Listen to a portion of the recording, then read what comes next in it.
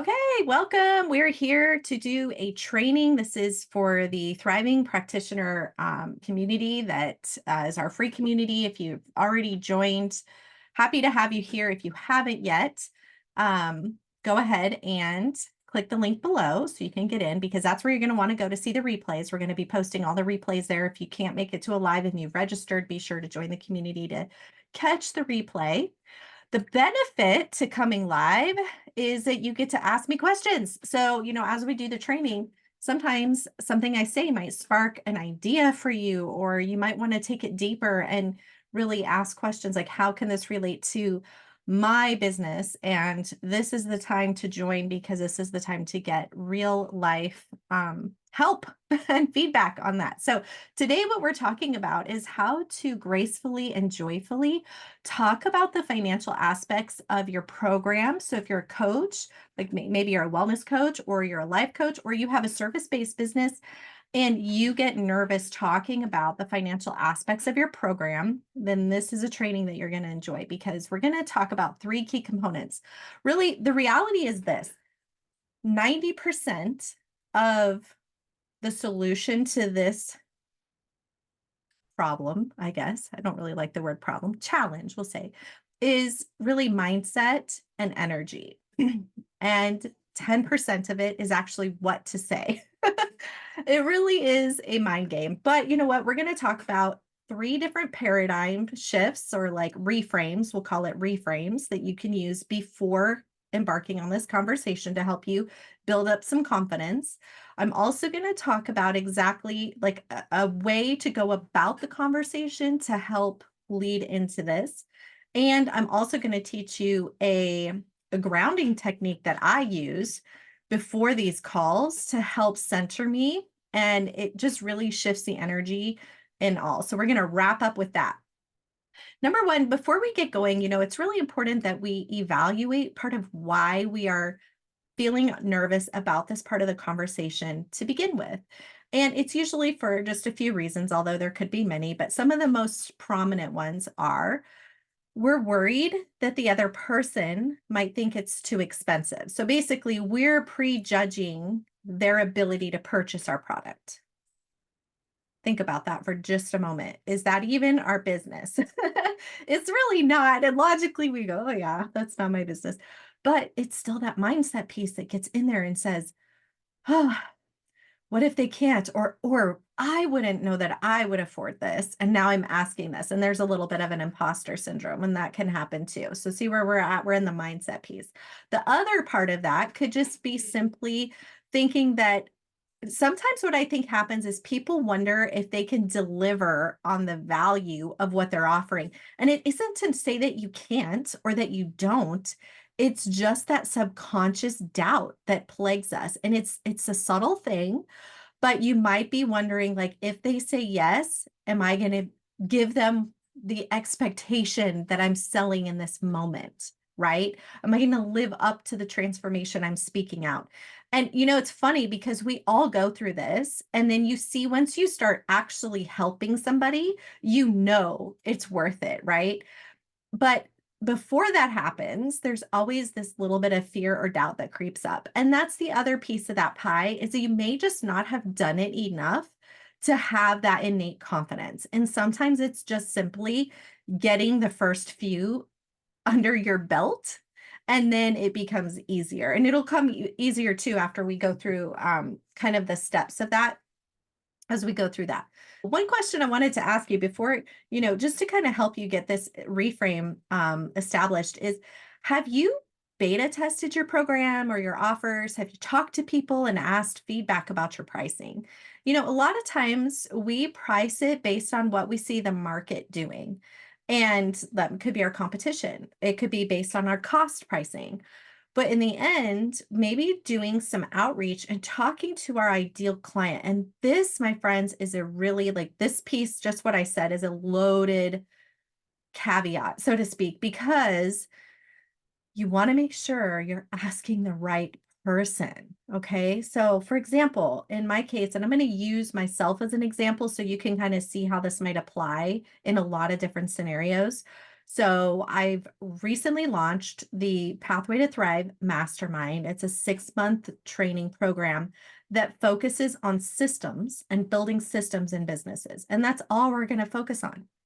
With that being said, though, if I were to set my price and then go talk to people who are struggling with lead generation, who are not feeling overwhelmed, who don't recognize that they need systems in their business, their pain in that vein of systemizing their business isn't high enough, perhaps, to actually be interested and paying the price that I'm offering versus somebody who is overwhelmed, who's like got more leads than they can handle. They can't even imagine marketing because they're just feeling so overwhelmed by what's in front of them. The idea of adding any more to that is just going to drown them just thinking about it. That person, when I say, hey, I can systemize your business and give you back hours of your time, instantly they're like, okay, tell me more, right? And now they're willing to invest in that program because they're very serious about making that transition. So it's important when you do your market research and you are talking to people in that initial phase to make sure you're talking to people who would be your ideal client. Because if we start asking people who aren't, we're going to get a lot of people and opinions about our pricing that isn't really accurate, and we shouldn't be taking their advice essentially, right? I hope that makes sense.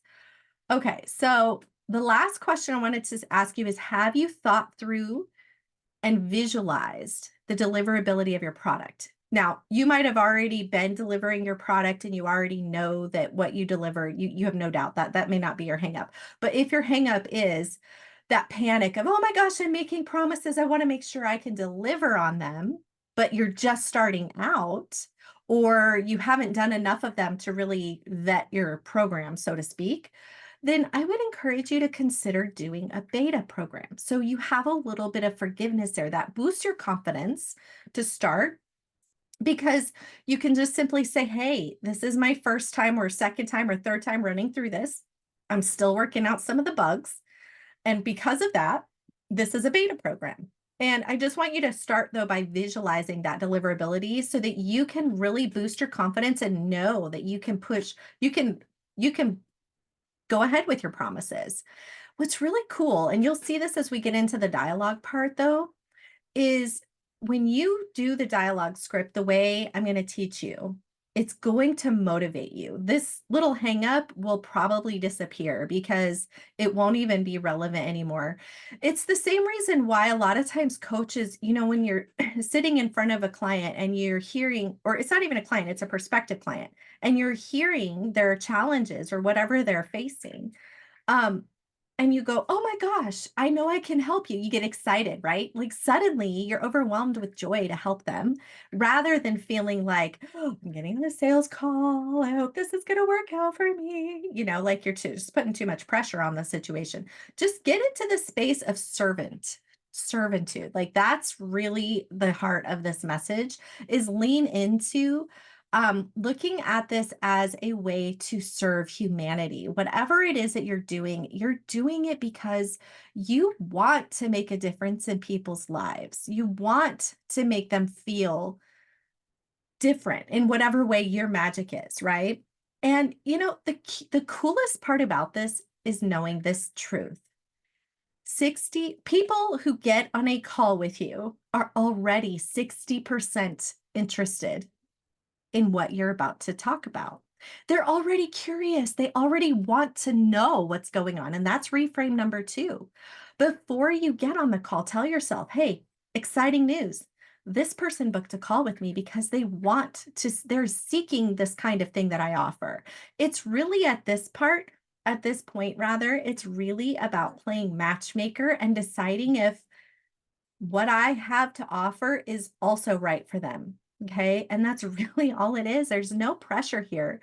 I think part of what happens is we're so used to this perspective, I guess you could say, of business owners, or let's just say the used car sales guy, right? Like you go to the car lot and you're there because you want to buy a minivan. Well, this guy starts showing you a Prius.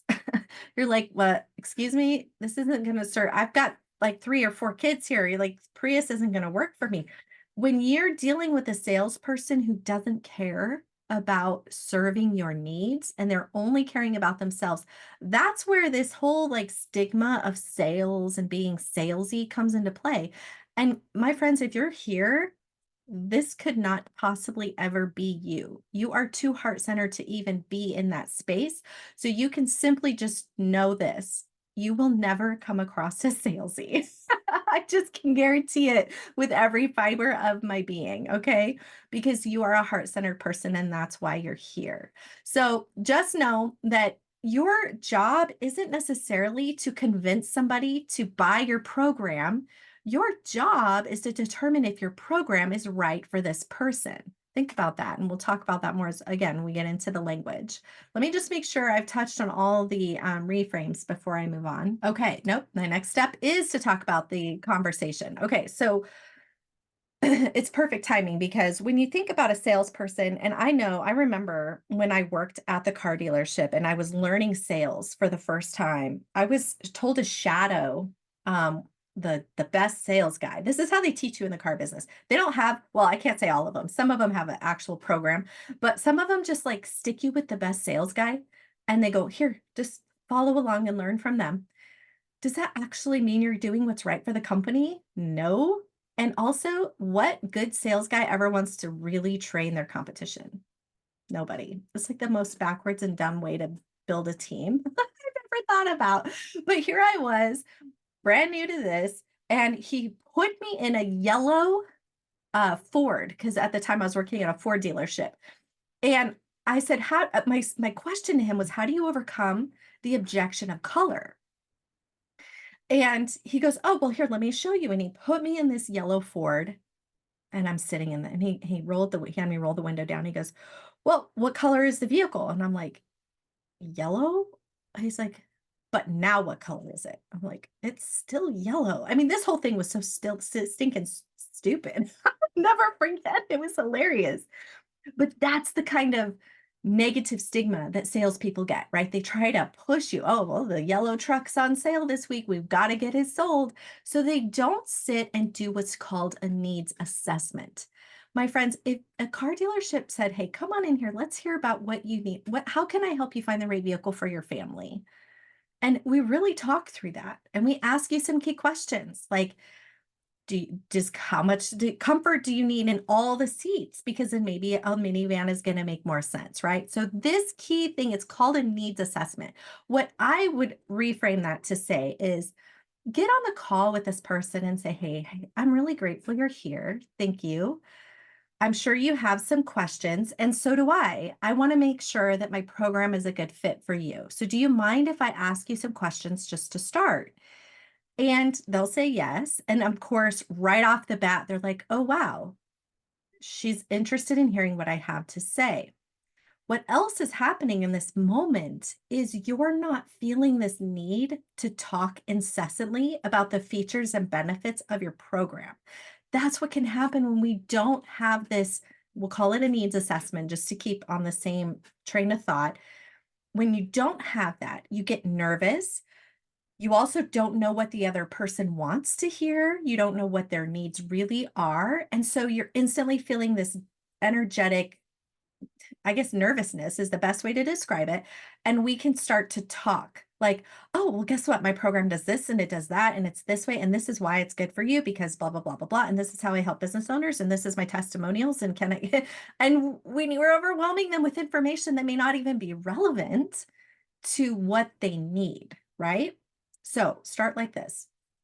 Let me ask you 3 to 5 questions. Keep it short and sweet. We don't need to have like, you know, a 10-step questionnaire. It could just simply be 3 to 5 questions. So I'm going to use my program as an example. Say I'm got somebody who's a business owner and they're in front of me. I'm going to ask them something like, hey, do you feel like you have enough leads coming in consistently that adding more to your plate would make you feel overwhelmed? If the answer is yes, they're already moving in the direction of being right for my program. I might follow up with, do you feel like you have systems in place in your business to run effectively? Or do you feel like there's gaps or redundancies in your business that are wasting your time or your team's time? And again, if the answer is, no, I don't have enough systems, and yes, I feel like things are wasting my time, they're moving in the direction of being a fit, right? And then the third one might be something simple like, if you were to get back, 2 to 3 hours a week of your time, what would that do for you? Like, at what point do you feel like you would have enough systems in your business to be able to take on more leads and then really scale and really get into the future planning? Because that's the way my program is designed, is to get them to that point where they can actually get to that next level without feeling overwhelmed, right? Because I know the end result that I'm going for them. So those simple three things. Now, after you've asked those questions, one of two things is going to happen. Either they're a fit or they're not at this point. Price doesn't even matter yet. But I'll tell you one thing is you can simply say, hey, after listening to your answers, I do feel like my program would be a benefit to you. You said these things. And after 6 months, this is what you can expect. Now, the cool thing is, I don't have to go through 10 different features and benefits of my program. I could speak to the one primary transformation that I'm going to offer them. And I might add two or three bonuses. Like, for example, in 6 months, you will feel more centered. Your systems will be able to be managed and incorporate not just you, but your team, whether you have a team now or you need to build a team. And you're going to be able to increase your lead flow and everything will run smoothly. But in addition to that, you're also going to get a CRM 90 days included, plus all 5 workflows pre-built because I'm focusing on holistic practitioners. So it's designed for them. So that's a bonus. So it's okay to have an extra one or two features without feeling like you have to like shove all the features and benefits down their throat. You have one transformation, a couple of extra bonuses that, make it more enticing. And still, before you ask the price, you got to ask the questions. What questions do you have at this point? If the person straight up asks you, what's the price? Then that's a good sign because they're pretty much sold on your program at this point. If they're not, they're going to ask other questions like, well, how much time is involved? Time is their primary objection. How much time do I have to put into this? Because they're already overwhelmed, right? Maybe. Or maybe they'll ask something like, what is the commitment? They're just going to have whatever their hot button is. That's what they're going to ask. If price is the first thing that pops up, that's good news. And if it doesn't, that's okay too, because in either case, they're going through the motions of making a decision. But at this point, I would still maybe do what we might call a soft close type of a thing. So does it sound, just all you're doing is confirming. Does it sound like, do you agree that my program sounds like it's a good fit for you? And just get a yes, right? Because you don't need to be pitching a price to somebody who's doesn't think it's a right fit. It's just no reason to continue at that point. Once they say yes, then say, okay, allow me to share with you my pricing. And you're going to go through and talk about your pricing model at that point, whether it's a one-time fee or you have payment options. You might even choose to slow this down. Remember, when we're here to serve somebody, we're not going to be the judgers of their financial situation, but we might want to ask another question. Questions are the magic here because they really help you build a bridge between you and this other person so that you don't feel so icky, right? Because we want to feel like this is a mutual benefit for everybody involved. I mean, that's truly what a purchase is, right? If I'm buying something even as simple as a ball on Amazon for my daughter, I want it to be the right ball. I want it to be the right price. And I want her to be happy. And Amazon's going to get their win too, right? It's a mutual benefit. So you might even slow it down and say, hey, I have 3 different pricing structures, or I have 2 pricing structures. I have a pay in full option, which is discounted, or I do have a financing option. Which would you prefer to know about? Again, you're letting them be the decision maker in this process. And then when they get to that point and they say, okay, well, I'd like to know both, or, I'd probably pay in full if it made sense, but I'd like to hear your other option, whatever the case may be, you just answer their question at that point. And then I always like to answer their question and ask a question. This is how you keep the dialogue flowing. And this is one of those little tricky, sticky points where things can get awkward because it's like this. So let me just role play with you here for a minute. So let's say, well, my program is $5,500, or you can make 6 payments of $1,000. If I just be quiet, isn't it feeling awkward already? It's already like, and then what? So let's say I've asked a question and they want to know both. So I might say, well, if you pay in full, it's 50. I actually would word it more like this. This is a $6,000 program. If you pay in full, it's discounted to 5,500, or you can make 6 monthly payments of $1,000. Does that work for you? Is that something that seems reasonable to you? Right? Because I'm not opposed, especially since I'm the business owner, I'm not opposed to working out something if they really think this is a fit. Now, I'm not going to give it away for free, of course, but I am going to be flexible to the best of my ability. And you're going to get a really honest feedback. Yes, I think it's all totally worth it. I just can't do it. Now, guys, listen, this is the important thing to remember. When we're selling something and somebody says no, it doesn't mean we've done anything wrong, okay? We can't control every aspect, and it certainly doesn't mean that we're failing, so to speak. I used to work in Mary Kay, and I have to say one of the best things I ever learned there was some will, some won't, some will later. And a lot of times, what you're doing here is you're building, especially if you're working on a high ticket program, you're going to be building a relationship. And they might say, this is really what I need, but I can't start until May. Okay. Would you like to put a deposit down and hold your spot? That might be a follow-up question. Or can I circle back with you in a couple weeks? Ask permission. You hear it's about the questions. Ask permission to reach back out to them. Ask permission to take it to the next step. One other thing too, I wanted to mention, if you do your needs assessment and you have 3 to 5 questions and you find out they're not a fit for your program, how do you handle that? One idea is to have a downsell option. So you might say, like in my case, if they are struggling to get leads, maybe that's their issue rather than feeling overwhelmed by leads. I might say, and truth be told, it doesn't seem like my mastermind program is the right fit for you. It really sounds like you might need some more help with marketing or messaging. Can we explore that option?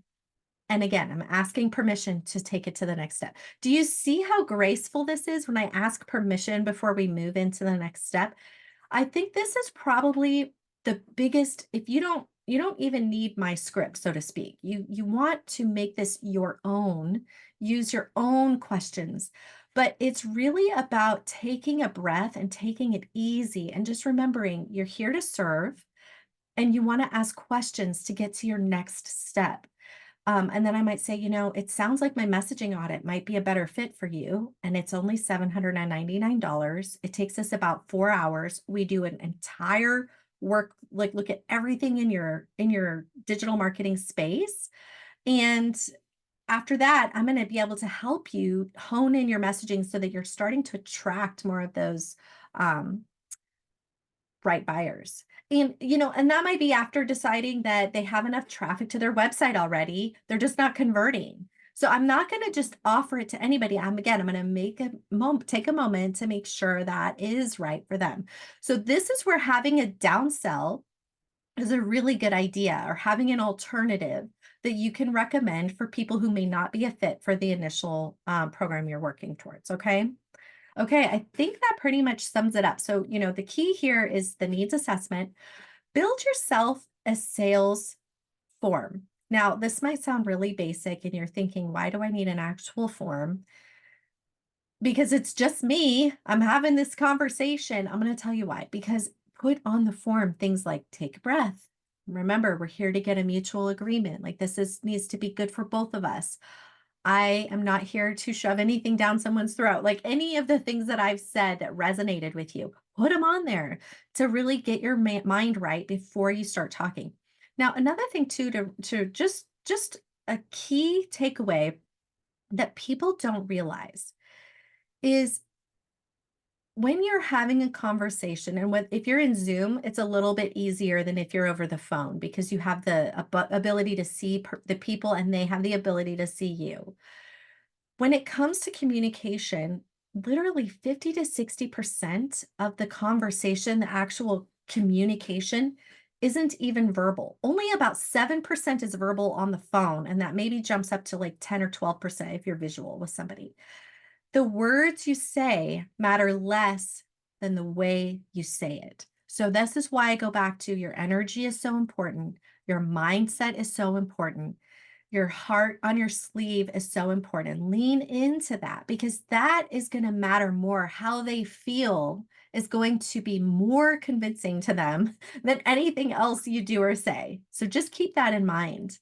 Now, the last piece of this that I want to touch on has to do with this energetic exercise to help me if I know I'm getting on a sales call.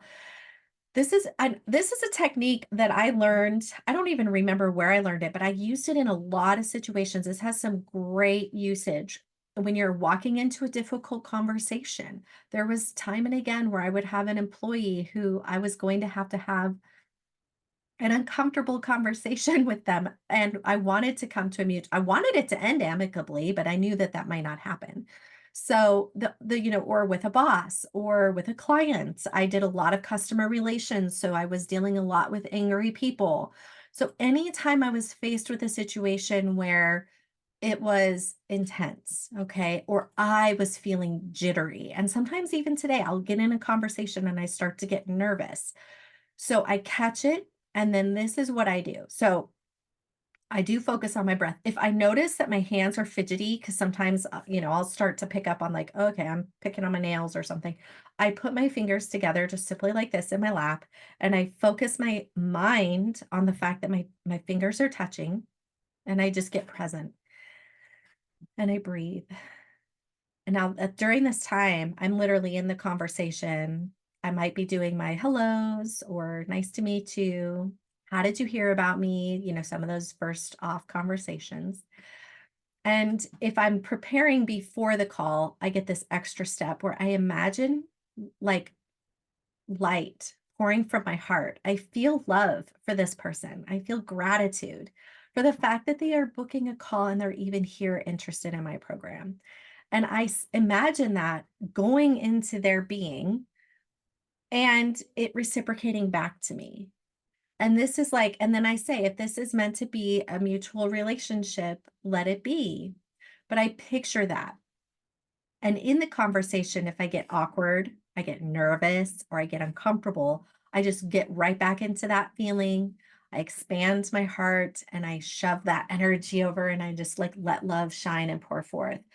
And they never have to know this is happening. That's my favorite piece about this. That they don't know, but I'm going to tell you what, I have witnessed people literally shift their energy from anxiety to relax. Like I've been in conflict situations and I've done this technique.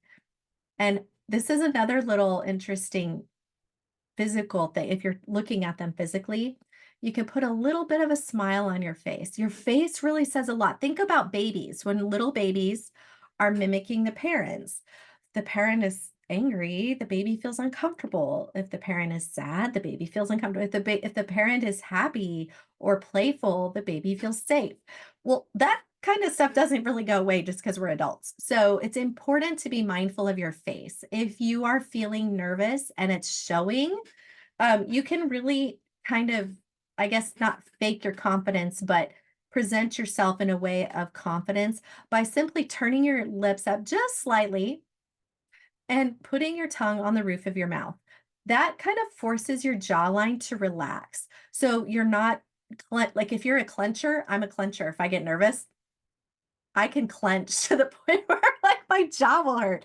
But just doing that will help relax my face enough that it also relaxes my body. And then doing the thing with my hands, breathing, and imagining the love transfer. Because at the end of the day, I really do want what's in their best interest. If my program is not what's in their best interest, that's okay, right? I would wish them the best that they could find that. And heck, if I had a referral to somebody that I think would be a good solution for them, all the more I'd make it, right? Like We are just humans. We're here to help each other grow. That's the whole point of the world. So just taking the pressure off yourself to make this one sale is really the most important thing you can do. Get in tune with your heart. Have your needs assessment questions ready to go so you don't feel like you don't find yourself blabbering about your products and services with overwhelm and anxiety because your nervous energy is rubbing off, right? It helps you maintain your poise. And just remember, you're here to attain a mutual benefit for everybody involved. Okay, so I hope that was helpful. If you're here with me live, I'm going to stop the recording and then we can go into Q&A.